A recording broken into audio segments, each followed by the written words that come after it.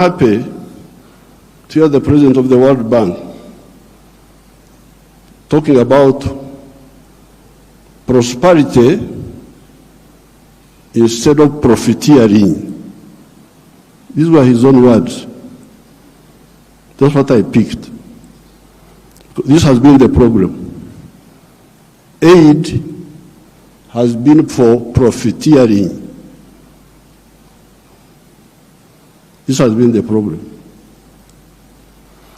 Now, the World Bank people and other groups have been talking of sustainable development. Even in your documents, I have seen those words there. Sustainable development. I am now going to be 80 years old. I have never seen sustainable pregnancy. That a woman is pregnant this year, the pregnancy continues next year, 3 years, 4 years, it never happens. In life, pregnancy develops sustainably within the womb of the woman. Quantitatively, the baby is growing bigger and bigger. But at some stage, quantitative growth must be transformed into qualitative change. The pregnancy must become a baby. If the pregnancy remains pregnancy, the fetus will die. So therefore, I would even ask you to change those words in your documents. Africa does not need sustainable what? You could call it sustainable underdevelopment. Africa needs socio-economic transformation. The pregnancy must become a baby. The baby must grow and become a teenager. The teenager must grow. That's what happens in life. You cannot have quantitative growth and you think you are doing anything. The main reason why there is no growth is because the growth factors are not funded.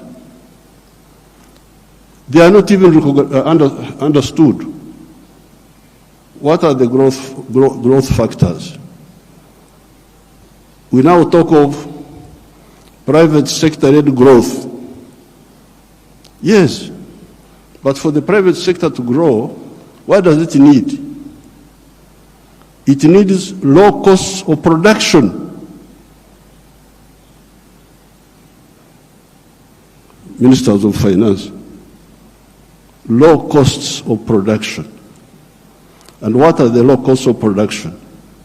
Number one, transport. You must have low transport costs. Where do low transport costs come from? From the railway. If you don't fund the railway, how will you get low transport costs? Wonderful people. Banco Mundial,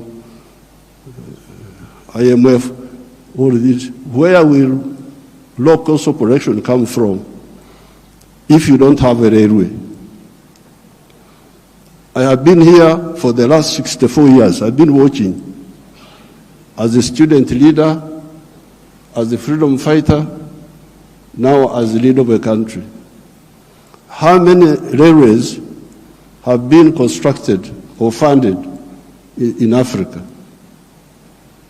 The few that have been was by China, the Tanzania Railway to Zambia, and recently China, another one here in Kenya, and then Tanzania on their own, they are building a railway line.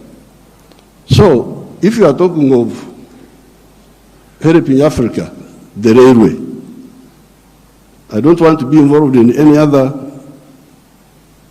Words, no, please. The railway, because if you fund the railway, you will have low cost of transport, and you can produce products which are cheap, which can be bought in the world. So you audit how much funding, all these billions you are talking about, how much of it has gone to the railway. Audit it.